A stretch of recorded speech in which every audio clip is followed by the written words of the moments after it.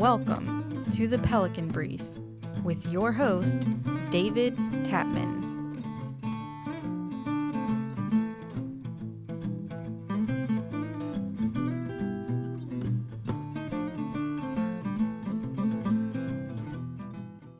Welcome to the Pelican Brief. I am your host, David Tatman. Thank you so much for listening. In this episode, we're going to talk about some of the major issues in the 2024 regular session of the Louisiana legislature. We're going to talk public records, constitutional convention, the new city of St. George, and the zombie school district. Sounds a little bit intimidating. So what's happening at the Louisiana State Capitol as we move through the regular session in 2024? So one of the big issues that has popped up is an issue dealing with public records and access to the Freedom of Information Act and public records requests. So there's a bill, Senate Bill 482 by Senator Heather Cloud from Turkey Creek, which provides for public records involved in the governor or his family, and then public records broadly in which governmental decisions and policies are formulated. The legislation would apply to things like emails, messages, and other records produced by officials while making government decision. So it has passed the Senate and Governmental Affairs Committee and now heads to the Senate floor for consideration. The newspapers and the media are apoplectic about this bill. The world's going to end, the sky's falling, Chicken Little, yada, yada, yada. The governor has argued that records from government agencies and deliberations have been weaponized to stifle deliberative speech. The opposition comes mostly from people who have a history of weaponizing public records and making those requests to attack elected officials that they don't agree with philosophically. One person has said publicly that they made 450 public records requests in 1 year. This is one person. Multiply that by the number of reporters in these so-called citizens advocacy groups, and it gets out of hand. Let me tell you a little story, bring a personal touch to it. I served as president of the East Baton Rouge Parish School Board for 6 of my 12 years. And I can tell you that public records requests were weaponized. If you voted against a particular group or you voted in a different direction, they would make these massive public records requests. There's a specific time frame that you have to get those requests out. You can be in violation of state law. If you don't, that has to be changed. And the reality of it is it's very expensive. And I'll tell you how expensive it was with the East Baton Rouge Parish School System. We had to hire a full-time person just to answer the public records request. And then all of those requests have to be reviewed by counsel. So our counsel was heavily involved in those conversations. And to make sure they weren't violating any other laws, like, for example, if there were personnel decisions that were involved, they would have to be redacted. I mean, it was pretty complicated. And so I just share with you that in my personal experience and then in my political experience, when I ran for school board for my third term, a company out of California did public records requests and tried to actually get all of my information from my company and my dealings. And look, it was designed to try to find me doing something wrong so that if they wanted to run somebody against me, it was sort of like, what do you call it, opposition research, if you will. Of course, I had to produce all that. Some of that, I didn't have to produce all of it. I produced what was in the law, but it was clearly harassment. And so I actually like this bill. I think to make a public records request, I think, and this is probably unconstitutional, but it's okay. We never let the Constitution get in the way of a good law. That they ought to have to put their driver's license up or some sort of identification of what is the public records request for, who's asking for it, and what is it that they're looking for. I'd like to see that. I don't think there's anything wrong with that, but that doesn't happen. And when it happened to me, it was a company out of California that was basically a front group. So The bill passed the Senate and Governmental Affairs Committee overwhelmingly 6-2. It now goes to the Senate floor for final passage. Expect a lively debate. You know, there used to be a saying when it came to the media and politicians, and it used to say you don't pick a fight with someone who buys ink by the barrel. And of course, that's a reference to how powerful the press can be and how vindictive they can be. But things have changed. People don't read newspapers like they used to. They get their news from a variety of sources. And oftentimes, those sources are particular to what they want to hear. So the mainstream media and our local newspapers clearly have bias. You can read it. I do. I think few would disagree with that. It's no longer news, it's propaganda. I don't know if you've ever read the story about NPR and about how they only hired reporters who were Democrats. I have nothing against Democrats. I have a child who's a Democrat. I love Democrats. I have good friends that are Democrats. But don't we think that from a news perspective, it would be good to have a variety of opinions and positions on things? I don't know. So the media will actually have to work to get news stories if this bill passes. And perhaps they'll actually have to work hard enough to get the stories right. So we shall see. So let's move on to a different subject matter. Let's talk Louisiana's 2024 Constitutional Convention. We're going to start calling it by a nickname, maybe like CC24 or ConCon, although ConCon seems kind of not good. The word con doesn't have a really positive connotation, so we'll just go with CC24. But I wanted to clarify something that I had reported on a previous show relative to the proposed CC24. So in a previous show, I had said that they would end the session early to start the Constitutional Convention. That is actually not what they're talking about doing. So HB 800 by Representative Bo Boye out of New Iberia has now passed the House and Governmental Affairs Committee by a vote of 9 yeas to 5 nays. The legislation was amended, and I'm going to talk a little bit about those amendments because it's in a different posture than when I originally talked about this. So this would provide the amendments put in the Constitutional Convention construct specific vote requirements, making the House, Senate, and gubernatorial appointees separate bodies that would act as a tricameral body. So whatever was passed would have to pass each of those different bodies. In addition to that, there is retention of certain articles that would not be touched by the Constitutional Convention, specifically Articles 1, 2, 3, and 4. So let's go through those. Article 1 is the Declaration of Rights, things like property rights and so on and so forth. Article 2 is the distribution of power, so that talks about how government is run. Article 3 is the legislative branch, and Article 4 is the executive branch. So under the bill as it's currently postured, those 4 parts of the Constitution wouldn't be touched by the Constitutional Convention. They'd be, in essence, protected to say what they say now. Who is in play? Well, let's see. The judiciary, the entire judicial part of the government. Local governments would be in play. Revenue and finance issues about how state government is funded. Education would be up for debate. Natural resources would also be up for changes in the Constitutional Convention. And of course, maybe the biggest elephant in the room is the civil service system in Louisiana.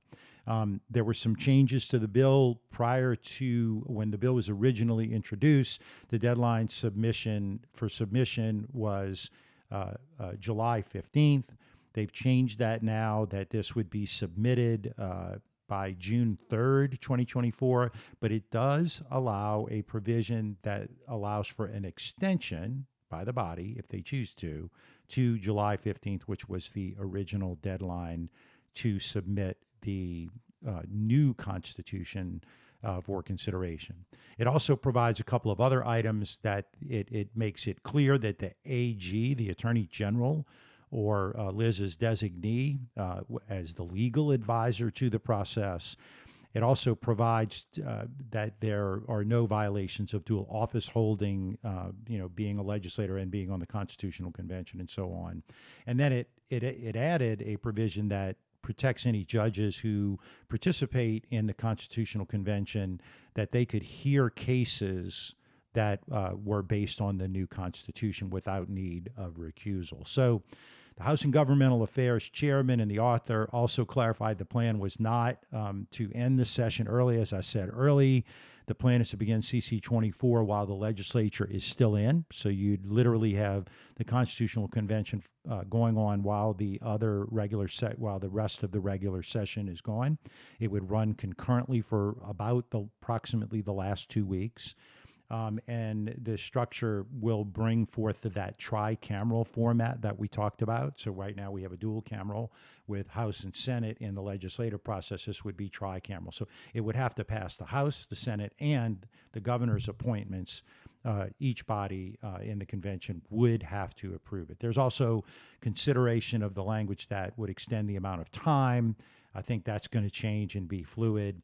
HB 800 is now on the floor. The fate of the legislation on the floor, I think, is probably pretty solid, although I would tell you that it was a slam dunk before. It may be a little bit more difficult now. There are people who are thinking that maybe that's a little too quick to do it. Keep in mind that the last time we held a constitution, the enabling legislation was passed in the spring of '72. The convention was convened on January 5th of '73, and the Constitution finished up with an election in the fall of '74. So it took over 2 years. This effort appears to attempt to get this done within a couple of weeks. We shall see. So keep your eye out. The bill is HB 800 is now on the House floor. There is an expectation that it could be heard this week. We will see. So in other news, shifting right as it would be right at the time when it would be appropriate or timely, the Louisiana Supreme Court has ruled that the city of St. George can move forward with their incorporation. So the Louisiana Supreme Court, in a 4-3 vote, rejected all the lower court rulings, giving the green light for the formation of what will be Louisiana's 8th largest municipality. This is a huge win for the proponents of the city of St. George, and in my opinion, a loss for the city of Baton Rouge. But the city of St. George is legal. It provides the constitutional appropriate right to self-determination, and it's just in time for that announcement. Then the question is, could the city of St. George School District become a reality? So funny you should ask. House Bill 6 by Representative Emily Chenevert of Baton Rouge would grant any legislatively created public school system the same treatment and authority granted to parishes for the purpose of the minimum foundation program funding and local taxing authority. In English, the legislation would remove the legal barriers that make it difficult to create a new public school system in Louisiana. Because of that, it could bring life to the breakaway district in southeast Baton Rouge, which was first approved legislatively through the City of St. George movement. They're calling it the zombie school district. So something that existed but is not funded.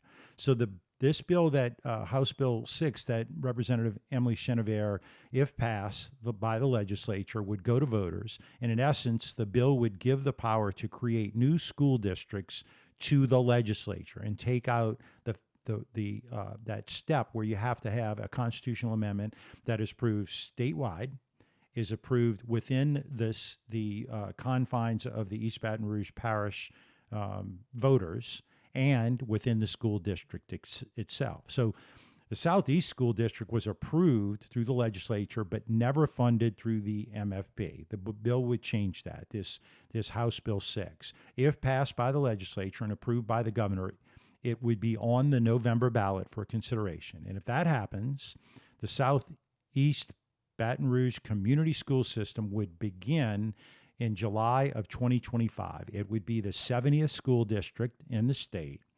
keep an eye on this one because the bill has so many layers to consider. And take a look at the map of the city of St. George Incorporation, and then take a look at the Southeast Baton Rouge Community School System map, and you will find that they are not aligned, and they don't have to be.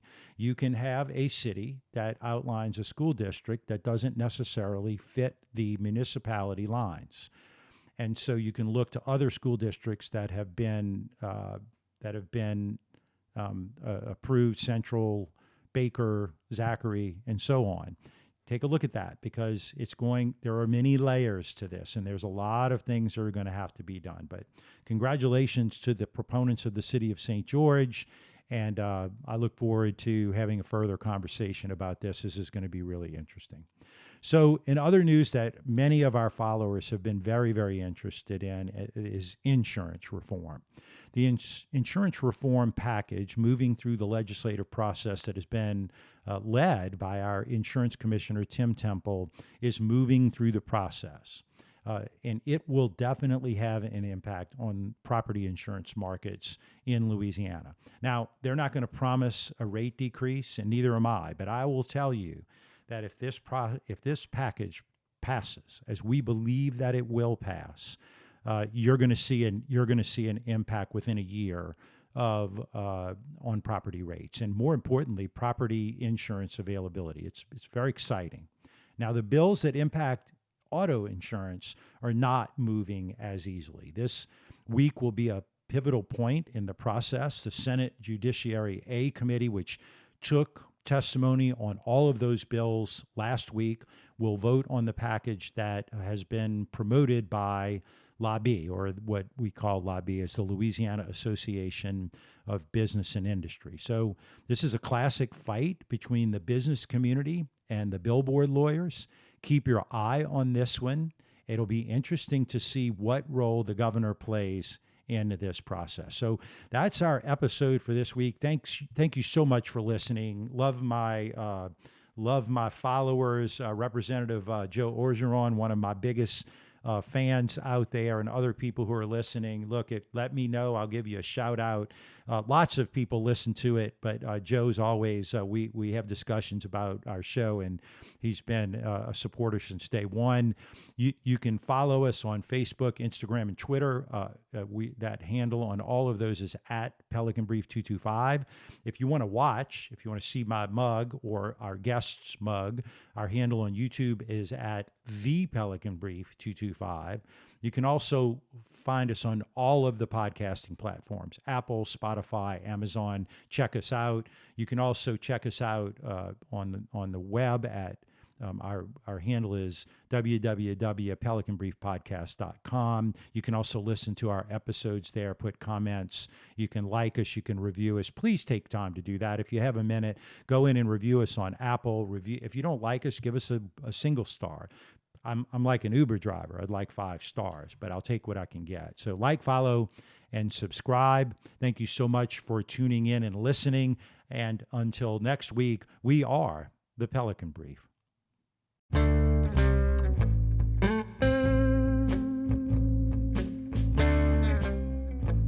The Pelican Brief is an off-script production.